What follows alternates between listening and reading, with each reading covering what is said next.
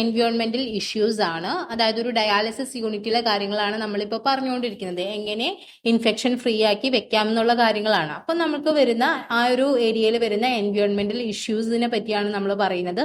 എൻവയോൺമെന്റൽ through അതിനുള്ള ചുറ്റുപാടുകളിൽ നിന്ന് നമുക്ക് ഇൻഫെക്ഷൻസ് വരുന്നത് എങ്ങനെ കൺട്രോൾ ചെയ്യാം, അതാണ് നമ്മൾ ഇനി പറയുന്നത്. അതിൽ ഫസ്റ്റ് വൺ വരുന്നത് എക്യുപ്മെന്റ്സ്. നമ്മളിപ്പോ ഡയാലിസിസ് യൂണിറ്റിൽ വർക്ക് ചെയ്യുന്നവർ ആണ് എങ്കിൽ ഡയാലിസിസ് മെഷീൻസും പേഷ്യൻസും ഉള്ള ഒരു ഏരിയയിൽ മറ്റ് ഡിപ്പാർട്ട്മെന്റ്സിൽ നിന്നുള്ളതോ അല്ലെങ്കിൽ മറ്റ് എക്യുപ്മെന്റ്സ് ഒന്നും സ്റ്റോർ ചെയ്ത് വെക്കുന്നത് മാക്സിമം നമ്മൾ മിനിമൈസ് ചെയ്യാൻ വേണ്ടി ശ്രമിക്കുക. അതുപോലെ സിംഗിൾ പേഷ്യന്റ് യൂസ് ആയിട്ടുള്ള അല്ലെങ്കിൽ സിംഗിൾ യൂസ് ആയിട്ടുള്ള എക്യുപ്മെന്റ്സ് ഉണ്ടെങ്കിൽ അത് നല്ല രീതിയിൽ പ്രോപ്പർ ആയിട്ട് ആ എക്യുപ്മെന്റിൽ ലേബൽ ചെയ്ത് വെക്കുക. ചിലപ്പോൾ അത് സിംഗിൾ യൂസ് ആയിരിക്കും, പക്ഷെ നമ്മൾ അത് ശ്രദ്ധിക്കാതെ എഗെയിൻ യൂസ് ചെയ്യാനുള്ള സാധ്യതയുണ്ട്. ഇപ്പൊ ഡയാലിസിസ് യൂണിറ്റിൽ അങ്ങനെ സിംഗിൾ യൂസ് വരുന്ന ഐറ്റംസ് ഒക്കെ ഒരുപാടുണ്ട്. അപ്പോൾ അത്തരത്തിലുള്ള ഐറ്റംസ് അല്ലെങ്കിൽ എക്യുപ്മെന്റ്സ് പ്രോപ്പർ ആയിട്ട് ലേബൽ ചെയ്ത് വെക്കുക. ഇറ്റ്സ് സിംഗിൾ യൂസ് ഓൺലി എന്നുള്ള രീതിയിൽ നമ്മൾ അത് ലേബൽ ചെയ്ത് വെക്കുക. അത് യൂസ് ചെയ്യുമ്പോൾ നമ്മൾ ആ കാര്യങ്ങൾ പ്രത്യേകം ശ്രദ്ധിക്കുകയും വേണം. നെക്സ്റ്റ് വരുന്നതാണ് ഡയാലിസിസ് മെഷീൻസ് നമ്മൾ ഇന്റേണലി ഡിസിൻഫെക്റ്റന്റ് ചെയ്യുന്നത് പോലെ തന്നെ എക്സ്റ്റേണലി നമ്മൾ നല്ല രീതിയിൽ ക്ലീൻ ചെയ്യുക, ഡിസിൻഫെക്റ്റഡ് ചെയ്യുക. അതായത് ഒരു ജേം ഫ്രീ എൻവയോൺമെന്റ് ക്രിയേറ്റ് ചെയ്യാൻ വേണ്ടി നമ്മൾ ഇന്റേണലിയും എക്സ്റ്റേണലിയും നമ്മൾ നല്ലതുപോലെ ക്ലീൻ ചെയ്തതിന് ശേഷം അതിനെ ഡ്രൈ ആക്കി വെക്കുക. എസ്പെഷ്യലി ഓരോ പേഷ്യന്റിന്റെ ട്രീറ്റ്മെന്റ് കഴിഞ്ഞു പോകുമ്പോൾ, ഇപ്പോൾ ഒരു പേഷ്യന്റ് വന്നു ഡയാലിസിസ് ചെയ്തു, നെക്സ്റ്റ് പേഷ്യന്റ് വരുമ്പോൾ നമ്മൾ അതിനെ എക്സ്റ്റേണലി ആൻഡ് ഇന്റേണലി ക്ലീൻ ചെയ്ത് നമ്മൾ അതിനെ ഡ്രൈ ചെയ്തതിന് ശേഷം മാത്രമേ അഗെയിൻ യൂസ് ചെയ്യാൻ പാടുള്ളൂ. ഈവൻ നമ്മൾ ഒരു ഈവനിങ്ങിൽ അത് ക്ലോസ് ചെയ്ത് പോയിട്ട് നെക്സ്റ്റ് മോർണിംഗ് വന്ന് ഒരു പേഷ്യന്റ് വരുന്നതിന് മുന്നും നമ്മളത് എക്സ്റ്റേണലി ആൻഡ് ഇന്റേണലി ക്ലീൻ ചെയ്തിട്ടുണ്ടാവണം. അതിനുശേഷം മാത്രമേ നമ്മളത് യൂസ് ചെയ്യാൻ വേണ്ടി പാടുള്ളൂ. പിന്നെ വരുന്നതാണ് മെഷീൻസിന്റെ എക്സ്റ്റീരിയർ സർഫസ്. കാരണം ഇന്റേണലി നമ്മൾ പേഷ്യൻസ് അല്ലെങ്കിൽ health care workers direct contact വരുന്നില്ലെങ്കിലും എക്സ്റ്റേണൽ സർഫസ് ആയിട്ട് എപ്പോഴും കോൺടാക്ട് വരുന്നതാണ്. അതുകൊണ്ട് തന്നെ ആ ഒരു മെഷീന്റെ എക്സ്റ്റേണൽ സർഫസ് നമ്മൾ എഫക്റ്റീവ് ആയിട്ട് ക്ലീൻ ചെയ്തിട്ടുണ്ടാവണം, ഇൻഫെക്ഷൻ ഫ്രീ ആക്കിയിട്ടുണ്ടാവണം, ജേം ഫ്രീ ആക്കിയിട്ടുണ്ടാവണം. നെക്സ്റ്റ് വരുന്നതാണ് കൺട്രോൾ പാനൽസ്. ഇപ്പൊ ഡയാലിസിസ് മെഷീൻസിൽ എന്ത് വരുന്നുണ്ട്, ക്ലീനിങ് കൺട്രോൾ പാനൽസ് വരുന്നുണ്ട്, ആ സ്ക്രീനിലുള്ള കൺട്രോൾ പാനൽസ് ഒക്കെ വരുന്നുണ്ട്. അപ്പൊ നമ്മൾ അത് എപ്പോഴും ടച്ച് ചെയ്യുന്നതാണ്. അതുകൊണ്ട് തന്നെ പേഷ്യൻസിന്റെ ബ്ലഡ് ഇപ്പൊ നമ്മൾ പേഷ്യന്റിനെ ടച്ച് ചെയ്തിട്ട് ആയിരിക്കാം ഡയാലിസിസ് ടെക്നീഷ്യൻസ് ആ കൺട്രോൾ പാനൽസിലൊക്കെ ടച്ച് ചെയ്യുന്നത്. ദെൻ പേഷ്യൻസിൽ നിന്ന് നമ്മളിൽ നിന്ന് ആ മെഷീനിലേക്കൊക്കെ എന്ത് വരുന്നുണ്ട്, കണ്ടാമിനേഷൻസ് വരാനുള്ള സാധ്യതയുണ്ട്. അതുകൊണ്ട് തന്നെ ആ കൺട്രോൾ പാനൽസ് നമ്മൾ ടച്ച് ചെയ്യുന്ന ഏരിയാസ് ഒക്കെ നല്ലതുപോലെ ക്ലീൻ ചെയ്തിട്ടുണ്ടാവണം. ഫ്രീക്വന്റ്ലി ഒരു പൊട്ടൻഷ്യൽ കണ്ടാമിനേഷൻസ് വരുന്ന ഏരിയാസ് ഒക്കെ നമ്മൾ നല്ല രീതിയിൽ ക്ലീൻ ചെയ്തിട്ടുണ്ടാവണം. പിന്നെ വരുന്നതാണ് നോൺ ക്രിട്ടിക്കൽ സർഫസസ്. അതുപോലെ തന്നെ അതായത് ഇപ്പൊ ഒരു കൺട്രോളിംഗ് പാനൽസ് നമ്മൾ കണ്ടിന്യൂസ് ടച്ച് ചെയ്യുന്ന ഒരു ഏരിയ ആണെങ്കിലും കണ്ടിന്യൂസ് ടച്ച് ചെയ്യാത്ത ഏരിയകളും ഉണ്ടാവും. എങ്കിൽ പോലും ആ ഏരിയാസ് ഒക്കെ നമ്മൾ നല്ല രീതിയിൽ ന്യൂട്രൽ ഡിറ്റർജൻസും വാട്ടറൊക്കെ വെച്ച് നല്ലതുപോലെ ക്ലീൻ ചെയ്തിട്ടുണ്ടാവണം, ഡിസിൻഫെക്റ്റ് ചെയ്തിട്ടുണ്ടാവണം.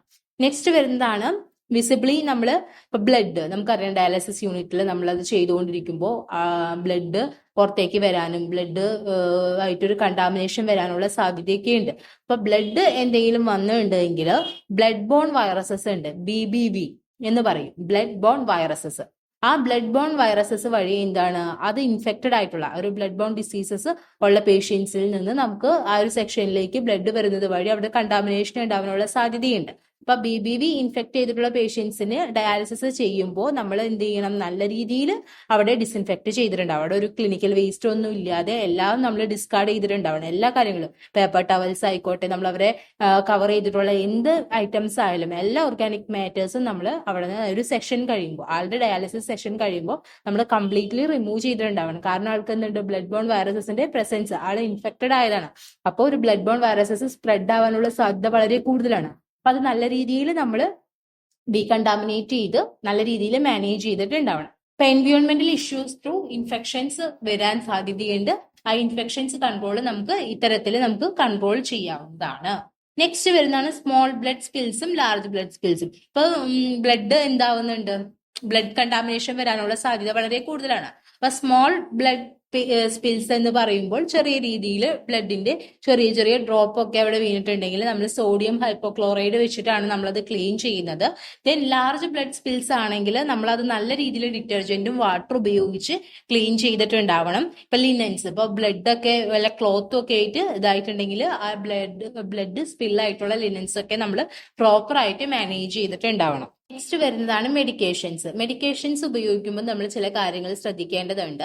സാധാരണഗതിയിൽ മൾട്ടിപ്പിൾ ആയിട്ടുള്ള ഡോസ് വയൽസ് ആണ് നമ്മൾ ഇൻഡിവിജ്വൽ പേഷ്യൻസിന് യൂസ് ചെയ്യുന്നത്. ഇപ്പോ ഒരു ബോട്ടിൽ ഓഫ് ഇഞ്ചക്ഷൻ മെഡിസിൻ ആണെങ്കിൽ അതിലൊരു 25 ml ഉണ്ടെന്ന് കരുതാം. ഓരോ പേഷ്യന്റിന് അതൊരു 2.5 ml മതി എന്നുണ്ടെങ്കിൽ അത് മൾട്ടിപ്പിൾ ഡോസ് വയൽസ് ആണ്. കാരണം ആ ഒരു ഡോസ് നമുക്ക് എന്ത് ഉപയോഗിക്കാം, ഒരുപാട് പേഷ്യൻസിന് നമ്മൾ റിപ്പീറ്റഡ്ലി യൂസ് ചെയ്യുന്നതാണ്. അപ്പോൾ മൾട്ടിപ്പിൾ ഡോസ് വയൽസ് ഉപയോഗിക്കുമ്പോൾ നമ്മൾ ഒരുപാട് കാര്യങ്ങൾ ശ്രദ്ധിക്കേണ്ടതുണ്ട്. അപ്പോൾ നമ്മൾ മൾട്ടിപ്പിൾ ഡോസ് മെഡിക്കേഷൻസ് ആണ് ഉപയോഗിക്കുന്നതെങ്കിൽ ഓരോ പേഷ്യന്റിന്റെ അടുത്ത് നിന്ന് ഓരോ പേഷ്യന്റിലേക്ക് നമ്മൾ എന്ത് കൊണ്ടുപോകരുത്, അതും കൊണ്ടുപോവാൻ പാടില്ല. കാരണം എന്താണ്, അപ്പോൾ ആ ഒരു ബോട്ടിലോ ആയിട്ട് കോണ്ടാക്ട് കൂടുതൽ വരാനുള്ള സാധ്യതയുണ്ട്. അപ്പോൾ മൾട്ടിപ്പിൾ ഡോസ് മെഡിക്കേഷൻസ് ഉപയോഗിക്കുമ്പോൾ കുറച്ചധികം കാര്യങ്ങൾ ശ്രദ്ധിക്കേണ്ടതുണ്ട്. അതുപോലെ മെഡിക്കേഷൻ കാർഡ്സും ട്രോളീസും, മെഡിസിൻസ് കൊണ്ടുപോകുന്ന ചില കാർഡ്സും ട്രോളീസ് ഒക്കെ ഉണ്ട്, നമ്മൾ ഉന്തി കൊണ്ടുപോകുന്നതുണ്ടല്ലോ. അതെന്താണ്, നമ്മൾ ഓരോ പേഷ്യന്റിന്റെ അടുത്തേക്ക് നമ്മൾ എന്ത് ചെയ്യരുത്, അത് കൊണ്ടുപോകരുത്. കാരണം എന്താണ്, ഓരോ പേഷ്യന്റ് ഈ റൂമിൽ പോയി ആ പേഷ്യന്റിന്റെ അടുത്തേക്ക് നമ്മൾ അത് കൊണ്ടുപോയി, അപ്പൊ അവിടെ വല്ല കണ്ടാമിനേഷൻ ഉണ്ടെങ്കിൽ അതിലേക്ക് സ്പ്രെഡ് ആവാം. അതുകൊണ്ട് നമ്മൾ തിരികെ മറ്റൊരു പേഷ്യന്റിന്റെ അടുത്തേക്ക് പോവാന്ന് പറയുമ്പോൾ ഇൻഫെക്ഷൻസ് സ്പ്രെഡ് ആവാനുള്ള സാധ്യത വളരെ കൂടുതലാണ്. അപ്പൊ നമ്മൾ എന്ത് ശ്രദ്ധിക്കണം, മെഡിക്കേഷൻസ് ആ ഒരു ട്രോളിയിൽ എന്തുണ്ടാവും, എല്ലാ പേഷ്യൻസിനുള്ള മെഡിക്കേഷൻസ് ഉള്ളതാണ്. അപ്പൊ നമ്മൾ ആ കാര്യം പ്രത്യേകം ശ്രദ്ധിക്കണം. മെഡിക്കേഷൻസ് കാർഡ്സും ട്രോളീസും ഒക്കെ പ്രോപ്പർ ആയിട്ട് എന്ത് ചെയ്യുക, ഡീകണ്ടാമിനേറ്റ് ചെയ്ത് മാനേജ് ചെയ്യാൻ വേണ്ടി നമ്മൾ ശ്രദ്ധിക്കുക. പിന്നെ പാരന്ററൽ മെഡിക്കേഷൻസ് ഉണ്ട്. പാരന്ററൽ മെഡിക്കേഷൻസ് എന്ന് പറയുമ്പോൾ ഈ IV ആയിട്ടുള്ളതും സിറിഞ്ചസ്, നമ്മുടെ ഇഞ്ചക്ഷൻ ആയിട്ടുള്ളതും ഇൻഫ്യൂഷൻ ആയിട്ടുള്ളതിനൊക്കെയാണ് നമ്മൾ പാരന്ററൽ മെഡിക്കേഷൻസ് എന്ന് പറയുന്നത്. അത് നമ്മൾ പ്രിപ്പയർ ചെയ്യുമ്പോൾ ഇപ്പൊ നമ്മൾ ഒരു ഇഞ്ചക്ഷൻ കൊടുക്കുകയാണെങ്കിൽ ആ ഡ്രഗ് മാത്രമായിരിക്കില്ല, അതിനൊപ്പം തന്നെ എന്തെങ്കിലും കോമ്പിനേഷൻ ഒക്കെ നമ്മൾ എന്ത് ചെയ്യുന്നുണ്ട്, സിറിഞ്ചിൽ എടുക്കുന്നുണ്ട്. അപ്പൊ നമ്മളത് പ്രിപ്പയർ ചെയ്യുമ്പോൾ ഒരു ക്ലീൻഡ് ആയിട്ടുള്ള ഏരിയയിൽ വേണം നമ്മളത് പ്രിപ്പയർ ചെയ്യാൻ. സെപ്പറേറ്റ്ലി ഫ്രോം കണ്ടാമിനേറ്റഡ് ആയിട്ടുള്ള ഐറ്റംസും സർഫസും ഒക്കെ ഉള്ള ഏരിയയിൽ നിന്ന് വളരെ ഐസൊലേറ്റഡ് ആയിട്ടും വളരെ ഡീകണ്ടാമിനേറ്റഡ് ആയിട്ടുള്ള ഒരു ഏരിയ വേണം നമ്മൾ അതിന് ചൂസ് ചെയ്യാൻ വേണ്ടി. അതുപോലെ ഈ മെഡിക്കേഷൻ വയൽസും സിറിഞ്ചസും ആൽക്കഹോളും നമ്മൾ അവിടെ ഉപയോഗിച്ചിട്ടുള്ള കോട്ടൺസും ഒന്നും നമ്മളെ പോക്കറ്റിലോ കയ്യിലോ ഒന്നും നമ്മൾ പിടിച്ചു നടക്കാൻ പാടില്ല. അത് അപ്പോൾ തന്നെ ആ പ്രോപ്പർ ആയിട്ട് രീതിയിൽ നമ്മൾ അതെന്ത് ചെയ്യണം, കൺട്രോൾഡ് ആയിട്ട് മാനേജ് ചെയ്തിട്ടുണ്ടാവണം. ഇനി ഇഞ്ചക്ഷൻ എടുക്കുമ്പോൾ നമ്മൾ കുറച്ച് സേഫ് പ്രോട്ടോകോൾസ് ഫോളോ ചെയ്യുന്നുണ്ട്. നമ്മൾ സേഫ് ആയിട്ട് അവരത് ഫോളോ ചെയ്യാൻ വേണ്ടി നമ്മൾ കുറച്ച് കാര്യങ്ങൾ നോക്കുന്നുണ്ട്. അതിലൊന്നാണ് നീഡിൽസും സിറിഞ്ചസും നമുക്കറിയാം സിംഗിൾ യൂസ് ആണ്. അതെന്താണ്, സിംഗിൾ യൂസ് ഡിവൈസസിന് ഏറ്റവും വലിയ എക്സാമ്പിൾസ് ആണ് നീഡിൽസും സിറിഞ്ചസും.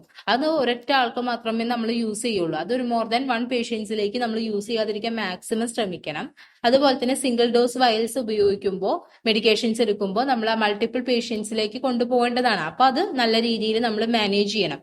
അത് ആ ഒരു മെഡിക്കേഷൻ എന്ത് വരരുത്, ഇൻഫെക്ഷൻ വരാതിരിക്കാൻ നമ്മൾ മാക്സിമം ശ്രദ്ധിക്കുക. പിന്നെ ഇഞ്ചക്ഷൻ എടുക്കുമ്പോൾ നമ്മൾ ഹാൻഡ് ഹൈജീൻ പ്രത്യേകം ശ്രദ്ധിക്കുക. നമ്മുടെ കൈകളായിക്കോട്ടെ, ഇഞ്ചക്ഷൻ എടുക്കുന്ന നീഡിൽസ്, സിറിഞ്ച് എല്ലാം നമ്മൾ പ്രോപ്പർ ആയിട്ട് ഹൈജീൻ കണ്ടീഷനിലുള്ളത് മാത്രമേ നമ്മൾ ഉപയോഗിക്കാൻ പാടുള്ളൂ.